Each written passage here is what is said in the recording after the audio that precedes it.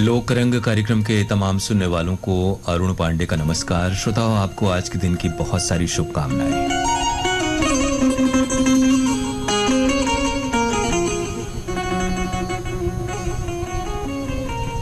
सावन का पवित्र महीना, रिमझिम फुहार और हर ओर ये जो मौसम है, ये चतुर्दिक श्रद्धा, आस्था और उमंग का समावेश हमारे भीतर घोल रहा है। ये कार्यक्रम व्हाट्सएप संदेशों पर आधारित होता है। कलाकारों के नाम हम आपको बता रहे हैं, उन्हीं कलाकारों के लोकगीत की फरमाइश आपको भेजनी है। कार्यक्रम के दौरान एक बार ही आप संदेश भेजें और उसमें चुनिंदा नाम हम तक भेजें। कार्यक्रम में शामिल कलाकार हैं अमलेश कुमार पांडे, नीतू चंचल और राम वृक्ष पटेल। अमलेश कुमार पांडे, नीतू चंचल और राम वृक्ष पटेल। 7905519981 यानी 7905519981 ये व्हाट्सएप नंबर है। सबसे पहले कलाकार का नाम लिखें, उसके बाद अपना नाम और जगह का नाम। अमलेश कुमार पांडे, नीतू चंचल और राम वृक्ष पटेल, ये कार्यक्रम में आज शामिल कलाकारों के नाम हैं। चूंकि प्रोग्राम के दरमियान कुछ संदेश भी हैं और अभी जो वक्त है वो 1:34 का है, तो आपसे निवेदन की समय रहते यानी शुरुआत के 10-15 मिनट में अपनी फरमाइशें हमें भेज दें ताकि कार्यक्रम में वो शामिल हो जाएं और फिर बार बार संदेश न भेजें। एक बार ही संदेश भेजें और संदेश में एक ही स्थान के 3-4 नाम लिखें। 7905519981 ये हमारे व्हाट्सएप कार्यक्रमों का नंबर है, जो आपको मालूम है। आइए कार्यक्रम का आरंभ कर रहे हैं, क्योंकि बड़ी तादाद में फरमाइशें आपकी आ चुकी हैं इन कलाकारों के लोकगीत के लिए। ये मिर्जापुरी कजरी है अमलेश कुमार पांडे के स्वर में। भोले बाबा का हो, भोले बाबा का गजबे सिंगार बा, महिमा अपार बाना।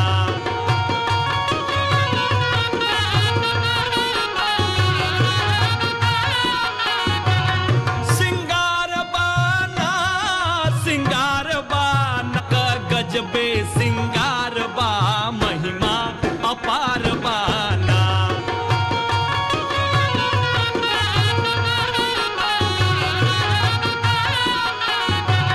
सिंगार बाना, सिंगार बाना कुंडल में हो, कान कुंडल में हो, कान कुंडल में बिच्छू सर्पहार बा, महिमा अपार बाना। भोले बाबा के गजबे सिंगार बा, महिमा अपार बाना।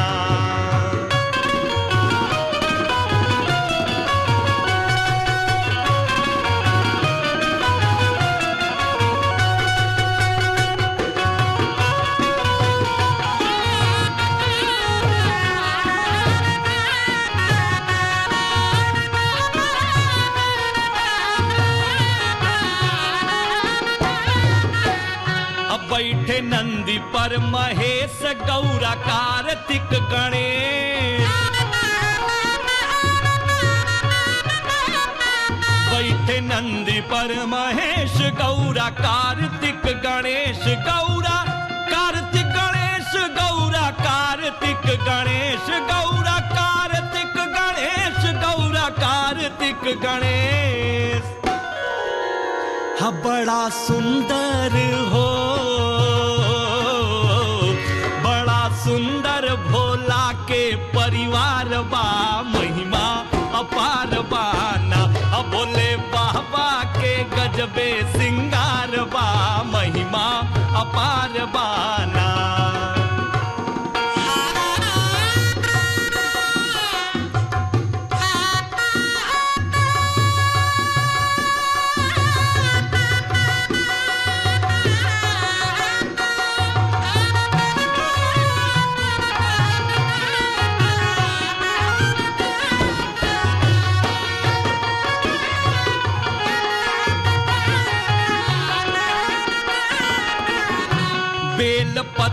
सब चढ़ावे गंगा जल से नहवावे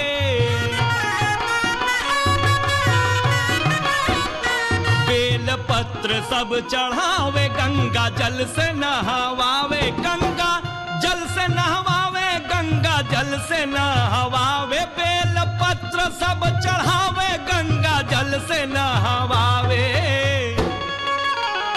भस्म चंदन से हो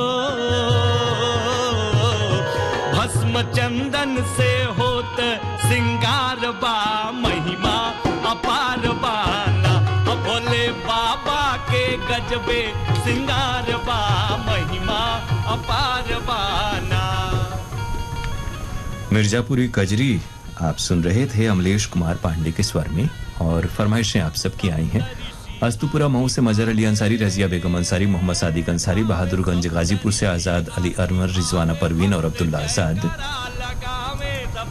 ये फरमाइश है चौसा गोला बक्सर से जयराम बिंद, सीतामुनी देवी, लालसा कुमारी, काजल, प्रद्युम्न और प्रीतम कुमार की। परवेज अहमद और फागू सोनकर शुकुलपुरा वाराणसी से सुन रहे हैं।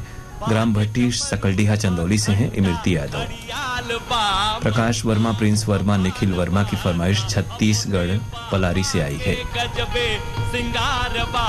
दीपेश वर्मा, पूनम वर्मा, ज्योति और शिवांश वर्मा हैं पीपरलोड सरगांव छत्तीसगढ़ से। इसी लोकगीत को सुनना चाहा जमानिया गाजीपुर से सुरेश जायसवाल, उर्मिला, दीपक और स्वाति जायसवाल ने। गमरिया जमशेदपुर से विपिन, स्वाति, देव कुमार और आर्य कुमार जायसवाल। स्टेशन रोड जमानिया से एसपी जायसवाल, डिंपल, आशुतोष और अभिनव जायसवाल। दिलदार नगर गांव पश्चिम मोहल्ला गाजीपुर के श्रोता हैं जनार्दन पांडे, लक्ष्मीकांत पांडे, बबलू तिवारी और हेमराज प्रजापति। घोटाला महाराष्ट्र से विजय सुरलकर, रतनमाला, आरती गौरी और ओम कुमार सुरलकर। सूर्यभान सिंह बिसुंदरी घोरावल सोनभद्र से हमें सुन रहे हैं, शुक्रिया आपका। सुनील यादव, शिव कुमार यादव, तनिष्का नौबत यादव हैं पीपल नीम चौक, अमोड़ा, केशकाल छत्तीसगढ़ से। हीरामणि वर्मा, पारसमणि वर्मा और पुष्पेंद्र मणि वर्मा भाटापारा छत्तीसगढ़ के श्रोता हैं। ये फरमाइश आई है अडार नांदघाट छत्तीसगढ़ से माखन वर्मा, चांदनी, राहुल, गोपी और भूपेश की। कमल बालूजा, मधु बालूजा, सागर बालूजा, उमंग मलिक, आकांक्षा मलिक और माही की फरमाइश मजनू कटीला दिल्ली से है। जवाहर नगर दुर्ग से हमारे श्रोता हैं आरसी कामड़े, करुणा, मीना, अश्विनी और विपुल कामड़े। भोपाली से जयराम सिंगड़कर, दिशांत कुमार सिंगड़कर और अर्पिता की फरमाइश है। रमेश कुमार विश्वकर्मा, पूनम विश्वकर्मा, प्रियांशु और प्रीत हैं ग्राम मेहदीगंज, मड़ई, राजा तालाब, वाराणसी से।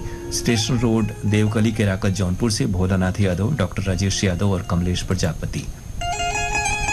नवागढ़ कटई बेमेतरा छत्तीसगढ़ के श्रोता हैं नारायण प्रसाद वर्मा, चंद्रकांत, मयंक जीत और पुष्पांजलि वर्मा।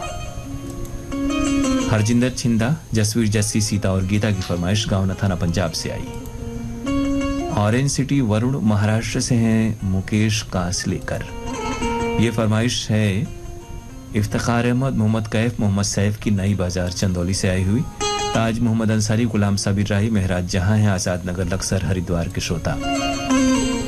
करण बिंद, पूरे मुड़िया, असनाव बाजार भदोही के श्रोता हैं।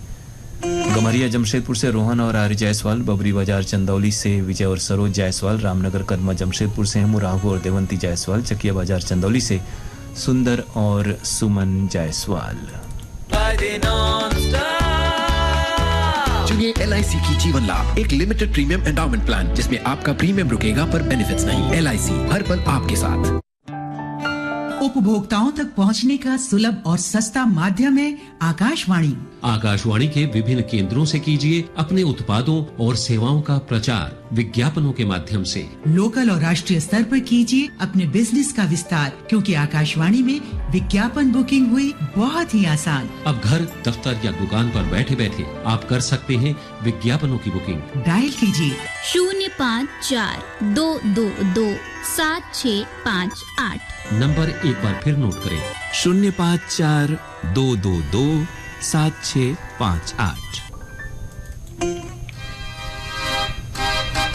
और अब ये खेमटा कलाकार है नीतू चंचल और साथ ही बहुत सारी फरमाइशें हैं। हमारे श्रोता हैं पटेल नगर मुगलसराय से सुनील कुमार सिंह। ये फरमाइश है असनाव बाजार भदोई से गिरधारी लाल यादव, नागेंद्र कुमार, जितेंद्र कुमार और वीरेंद्र कुमार यादव। लजिया बचाएला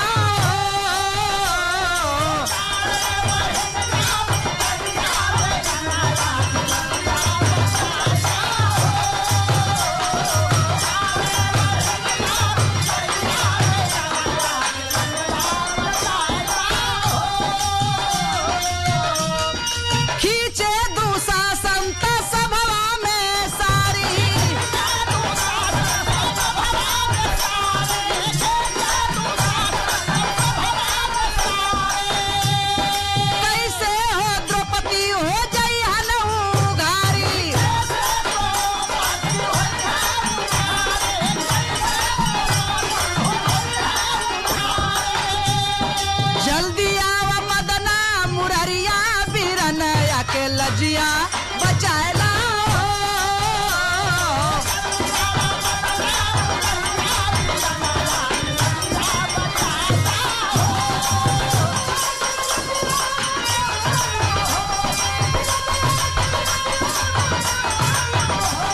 जल्दी आवा मदना मुररिया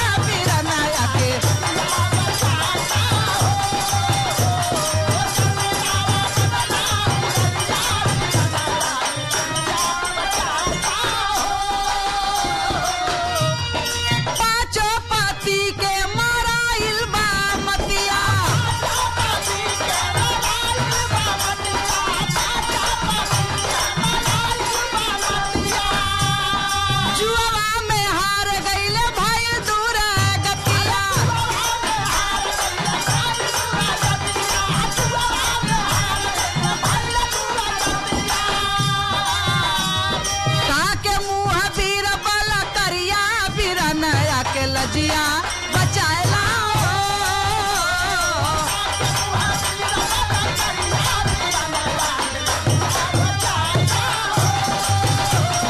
ताके मुँह पीर बाला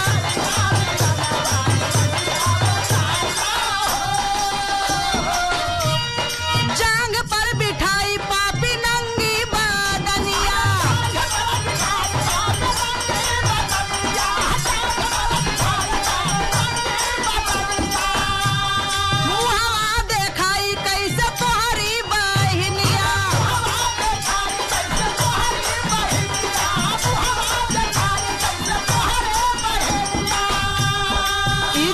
के लूटी गठरिया बिरनया के लजिया बचाएला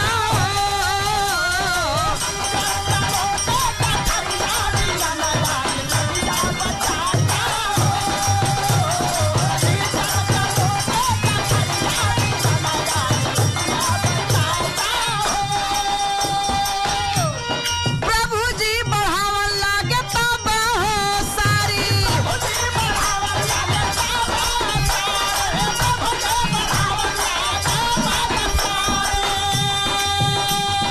खींचत दुशासन गायल था कहारी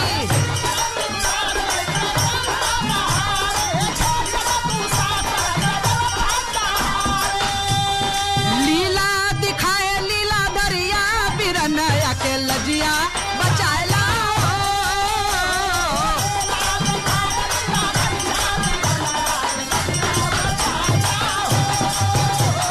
करे बहिनिया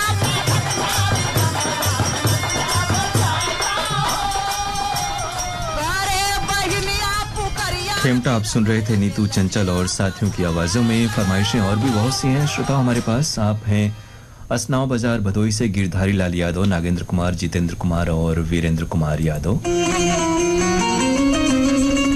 रविंद्र सिंह, रमन कुमार, जयंत कुमार, देवरिया, नुआव, रामगढ़, मोहनिया, कैमूर, भभुगा बिहार से। पता थोड़ा छोटा रहे तो अच्छा है। पिपरिया कबीर धाम से कमलकांत गुप्ता, दीपा और रिमझिम गुप्ता। पंजाब से मलौट से हैं राज शर्मा, मीना शर्मा, योगेश मैंडी और सौरभ शर्मा। उच्च भट्टी बिलासपुर छत्तीसगढ़ से फरमाइश आई है मुकेश गोस्वामी, मधु गोस्वामी, आशी और शिवन्या की। सीताराम कांगड़ा, बबीता बोत, निखिल कांगड़ा और अंकित कांगड़ा हैं। एकता कॉलोनी, रोहतक, हरियाणा से। जौनपुर से फरमाइश आई है रिशु मौर्य की। बक्सर बिहार से शरफुद्दीन अंसारी, फातिमा खातून अंसारी, असलम अकरम और अल्ताफ अंसारी। डुमराव बिहार से डॉक्टर डब्लू अंसारी, सोनम अदीबा और दानिश अंसारी। सारिनपुर बक्सर से राजेश डी अंसारी, आसमा खातून, आफ्ताब मेहताब, मिराज कल्लू और मल्लू अंसारी।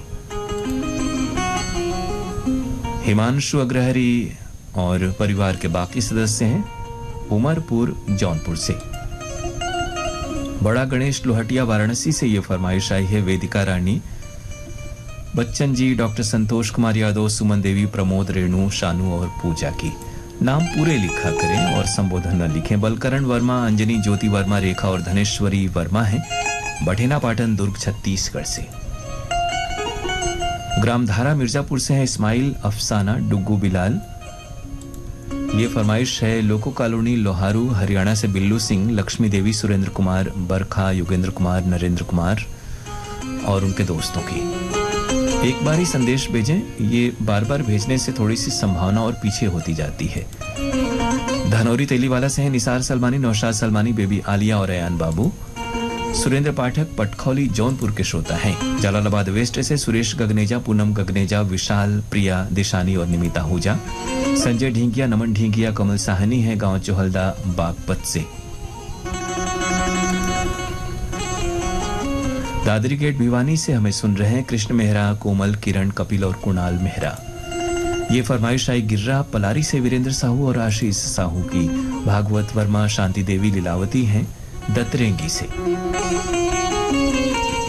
साहब चौहान, रीमा चौहान, वैष्णवी, वैभव, चकदौड़, सिखरी, गाजीपुर से हैं। वलीदपुर मऊ से रियाज अहमद अंसारी और एम.ए. अंसारी। मोहम्मद साजिद अंसारी, कहकशां एरम, नैला सदफ, नूर अफसा एरम और मोहम्मद शारिक अंसारी हैं मऊनाथ भंजन के श्रोता। रोहतास दिनारा से हैं जयराम सिंह। ग्राम बुहोरा, दिलदार नगर, गाजीपुर से अकलू राम, केदार राम और कयूम शाह। शाहकुटी मुगल सराय से सोनू जायसवाल, मंजू जायसवाल। हनुमानपुर मुगल सराय से डब्लू और माया जायसवाल। सोनारी जमशेदपुर से कृष्णा और पूनम जायसवाल। रामनगर कदमा जमशेदपुर से विनोद और पिंकी जायसवाल। सिद्धार्थ नगर से नांदेड़ से ये फरमाइश आरती, छोटी, बबली, रूपाली, वंदना और सरुबाई धुले की आई है। जयराम सिंगड़कर और दिशांत कुमार सिंगड़कर, साथ में अर्पिता हैं पोफाली से। LIC जीवन लक्ष्य जो दे maturity benefit, risk cover, term payment चुनने का फ्रीडम और सबसे important simple reversionary bonuses. LIC हर पल आपके साथ।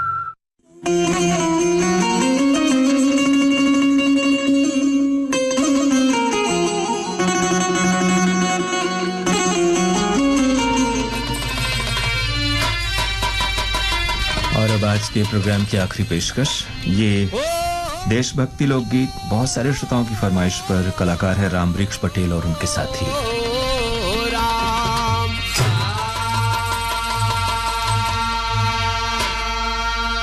आजाद वतन भारत की धारा, अरे आजाद वतन भारत की धारा, हर दम कुर्बान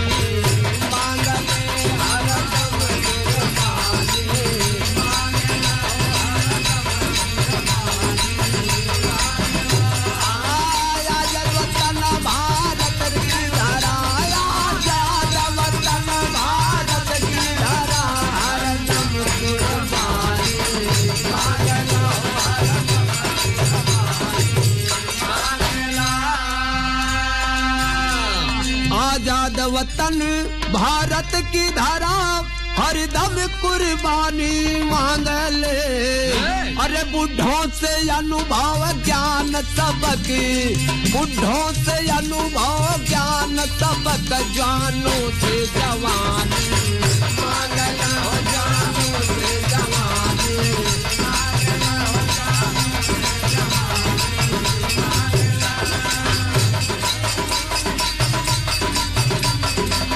बुढ़ों से अनुभव ज्ञान सबक, जवानों से जवानी मांग लो, जवानों से जवानी।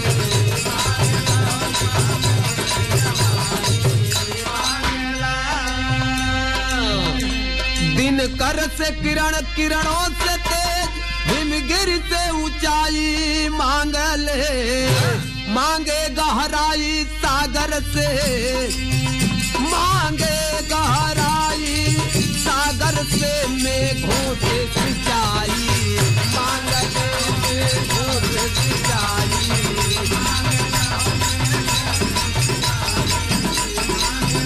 आजाद वतन भारत की धरा, आजाद वतन भारत की धरा,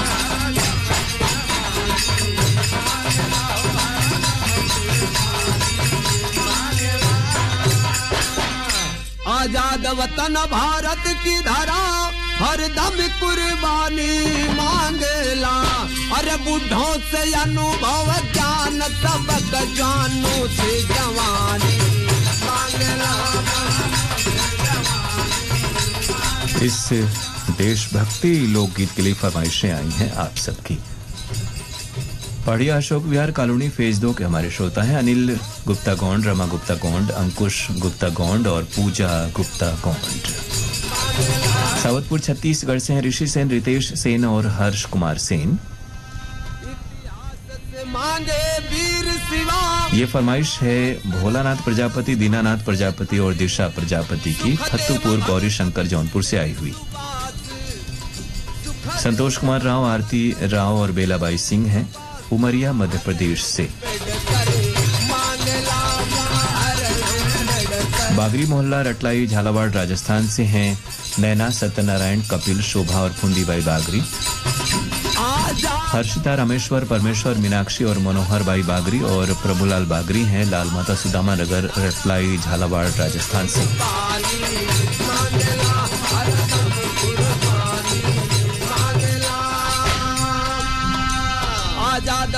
आपने अपने संदेश में आज अंतर्राष्ट्रीय मित्र, दोस्त, साथी, सखा दिवस है, इसका उल्लेख आपने किया है और शुभकामनाएं भेजी हैं। आप सबको भी शुभकामनाएं।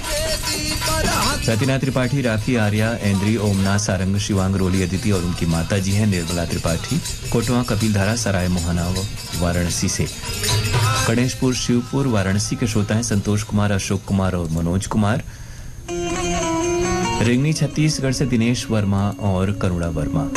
मुजफ्फरपुर बिहार के श्रोता हैं राजू कुमार, बिट्टू कुमार, अर्चना कुमारी, कल्पना कुमारी, मुन्नी कुमारी और रागिनी कुमारी। भोपालगढ़ राजस्थान से ये व्हाट्सएप संदेश आया है धर्मेंद्र छीपा, कपिल छीपा, ईशान छीपा और पूजा परिहार का। रविंद्र सिंह, रमन कुमार, जयंत कुमार हैं मोहनिया कैमूर भभुआ बिहार से। रमाशंकर गुप्ता, यश गुप्ता और रमेश गुप्ता ग्राम बगही से आपकी फरमाइश आई है। अमितेश कुमार तिवारी हैं करनई बलिया के श्रोता। कोटवा नारायणपुर, बाबा पट्टी बलिया से ओम प्रकाश राय, उषा राय, अमित कुमार राय और हैप्पी राय। दुबिहाने वादा गाजीपुर से प्रतीक रोशनी और प्रांजल राय। शेरपुर कला गाजीपुर से अवधेश, प्रीति राय और नवनीत राय। दिलदानगर गांव गाजीपुर के श्रोता हैं जनार्दन पांडे, लक्ष्मीकांत पांडे, बबलू तिवारी और कयूम शाह।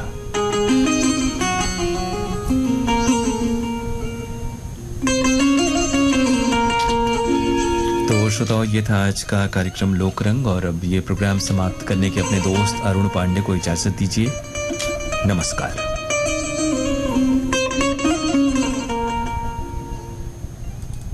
श्रोताओं, आपके लिए बाढ़ राहत और बचाव के संबंध में महत्वपूर्ण सूचना। अगर आप बाढ़ प्रभावित क्षेत्र में हैं तो सतर्क और जागरूक रहें। विश्वसनीय स्रोतों से प्राप्त सूचनाओं पर ध्यान दें और उनका पालन करें। बाढ़ का अंदेशा होते ही बिजली का मेन स्विच, पानी और गैस की लाइनें बंद कर दें। घर की कीमती वस्तुएं और कागजात अपने पास रखें या ऊपरी मंजिल पर ले जाएं। घर में प्लास्टिक की बोतलों में पानी भर कर रखें। घर के टब, सिंक, बाल्टी ये सभी ब्लीच से साफ करें और फिर पानी से धोएं। फिर उसमें पीने का पानी भर लें।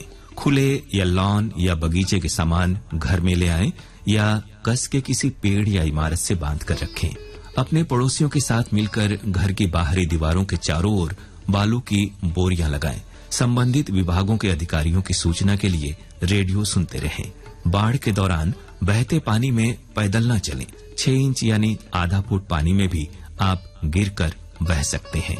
पानी में डूबे रास्ते में गाड़ी न चलाएं, कोई दूसरा रास्ता ढूंढें।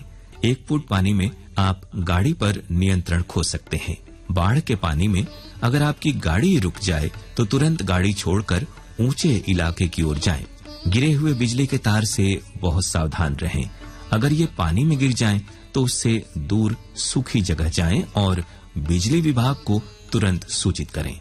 आसपास के वृद्धों, बच्चों और दिव्यांगों की मदद करें। यदि आप बाढ़ में फंस जाएं और घर के बाहर हों तो ऊंचे इलाकों की तरफ जाने की कोशिश करें। अगर आप घर में हैं तो ऊपरी मंजिल और छत की ओर जाएं। साथ में आपातकालीन स्थितियों के लिए कुछ सामान अपने पास थैली में रखें।